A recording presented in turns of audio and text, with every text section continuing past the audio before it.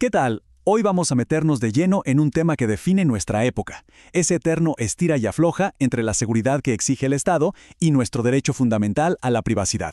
Y lo vamos a hacer viendo cómo la Suprema Corte de Justicia de México ha ido marcando la cancha en nuestro mundo digital. A ver, pensemos en esto un segundo. Cada mensaje que enviamos, cada llamada, cada correo, todo deja un rastro, una huella digital. La gran pregunta que la Corte ha tenido que responder una y otra vez es ¿dónde se pinta la raya? ¿En qué momento puede el gobierno mirar esa huella y cuándo debe permanecer intocable? Para desenredar todo este asunto, vamos a seguir una ruta con 5 paradas. Primero, el panorama general del dilema de la privacidad. Luego, vamos a definir bien qué es este derecho. Después, veremos las reglas del juego para intervenir comunicaciones. Analizaremos el caso específico de los teléfonos y cerraremos con un resumen de los derechos que nos protegen. Muy bien, entremos en materia. Este debate no es para nada nuevo, pero la tecnología, claro, lo ha llevado a otro nivel. Por un lado tenemos al Estado, que tiene la obligación de investigar delitos para darnos seguridad, pero por el otro está el derecho de cada persona a tener un espacio propio, libre de mirones, y ese es, pues, un pilar de cualquier sociedad libre. Para empezar a resolver esta tensión, lo primero es entender de qué estamos hablando. ¿Qué es exactamente el derecho a la privacidad según las leyes mexicanas? Porque esta es la pieza clave de todo el rompecabezas. La Suprema Corte lo pone así. En pocas palabras, es el derecho a tener un espacio solo para nosotros, a controlar nuestra propia información. Y ojo, no se trata solo de guardar secretos, sino del poder de decidir qué compartimos y qué no. A esto se le llama el derecho a la autodeterminación informativa. Es decir, cada quien es dueño de sus datos. Ahora, fíjense qué interesante, la propia Corte reconoce que este es un tema complicadísimo. De hecho, cita a expertos como Daniel Solovey para decir básicamente que la privacidad no es algo escrito en piedra. Es un concepto que cambia con el tiempo, con la cultura y sobre todo con la tecnología. Por eso los jueces tienen que estar constantemente reinterpretando sus límites. Y bueno, esto nos lleva a la pregunta del millón. Si la privacidad es tan importante, pero al mismo tiempo tan escurridiza, ¿bajo qué circunstancias se le puede poner un límite? Vamos a ver cómo está construido este sistema de pesos y contrapesos. El punto de partida es, de hecho, clarísimo. El artículo 16 de la Constitución es el escudo principal. Y la palabra que usa es inviolables.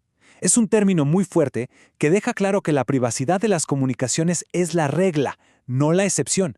Este es el principio que manda sobre todo lo demás. Entonces, para poder romper esa regla de oro, no basta con una simple sospecha, para nada. Se necesita seguir un camino súper estricto. Primero, una autoridad federal lo tiene que pedir. Segundo, tiene que justificar muy bien por qué lo necesita. Y tercero, y esto es lo más importante, un juez federal, alguien independiente, tiene que dar el permiso. Ese control judicial es el verdadero candado que protege el derecho. Y las consecuencias de seguir este camino o de saltárselo son como el día y la noche. Si se consigue el permiso del juez, la información que se obtenga es válida en un juicio. Pero, si una autoridad se salta al juez e interviene una comunicación por su cuenta, esa prueba se vuelve ilícita. O sea, no vale nada. Es basura legal y se tiene que tirar. Es la famosa doctrina del fruto del árbol envenenado. Y esto no es pura teoría, ¿eh? El caso de la periodista Lidia Cacho lo deja clarísimo. Se filtró una llamada telefónica grabada ilegalmente. El contenido era de un interés público enorme, por supuesto. Pero la Suprema Corte fue tajante. Como se obtuvo sin una orden judicial, era una prueba ilícita. Y punto, no se podía usar formalmente ninguna investigación. Claro que, como en toda regla, hay sus excepciones, pero son muy poquitas y específicas. La más lógica es cuando una de las personas que participa en la conversación, por voluntad propia, decide entregarla a las autoridades. La otra es para casos extremos, de vida o muerte, como un secuestro. Ahí la Corte entiende que la víctima daría su consentimiento para salvar su vida, así que se puede actuar sin esperar la orden. Ahora sí, vamos a algo que es parte de nuestro día a día. Los celulares. Porque hoy ya no se trata solo de lo que decimos en una llamada, sino de toda la información que nuestro teléfono genera sin que siquiera nos demos cuenta. Aquí la Corte hace una distinción importante. Una cosa es la geolocalización, o sea, saber dónde está un teléfono en este preciso momento. Y otras son los registros históricos, las famosas sábanas de llamadas. No es lo que se dijo, sino los datos sobre la llamada. ¿Quién llamó a quién, a qué hora, cuánto duró? ¿Y qué dice la Corte? Que para efectos de la privacidad, da igual. Acceder a cualquiera de esos datos es una intromisión en la vida privada y por lo tanto la regla general es que se necesita la orden de un juez federal. Y este principio tuvo su prueba de fuego con el famoso intento de crear el PANOUT. La idea era simple, una base de datos gigantesca con la información de todas las personas con una línea de celular en México, incluyendo datos tan sensibles como las huellas digitales. Esto, por supuesto, fue un choque de trenes con el derecho a la privacidad. Para decidir si el PANOUT era válido, la Corte usó una herramienta legal clave, el test de proporcionalidad. ¿Qué es esto? Es como una serie de filtros. No basta con que una ley tenga una buena intención, como combatir el crimen.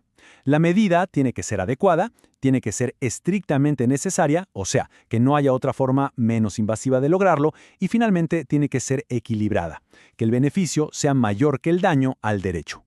Y el PANOUT, bueno, no pasó la prueba. Reprobó específicamente en el filtro de necesidad. La Corte dijo: un momento, las autoridades ya tienen herramientas para investigar. Ya pueden pedir los datos de un sospechoso con la orden de un juez. Crear una base de datos masiva de millones de personas inocentes no solo era innecesario, sino que era un riesgo brutal para la seguridad de esos datos. En el fondo, era tratar a toda la población como si fuera sospechosa por default. Muy bien, ya llegamos al final de este recorrido. Entonces, ¿con qué nos quedamos? ¿Cuáles son las ideas principales que se desprenden de todas estas decisiones de la Suprema Corte sobre nuestros derechos digitales? El resumen es bastante claro y potente. Primero, por principio las comunicaciones privadas son sagradas. Segundo, para que el gobierno pueda acceder a ellas, necesita el permiso específico de un juez federal, una especie de orden de cateo digital. Tercero, la vigilancia masiva, el todos son sospechosos, ha sido rechazada. Cuarto, la protección no es solo para el chisme, sino también para los datos sobre la comunicación. Y quinto, y quizás lo más importante, existe el derecho a ser dueños de nuestra propia información. Al final, todas estas discusiones legales, que a veces suenan tan lejanas y abstractas, tienen un impacto directísimo en la vida de todos.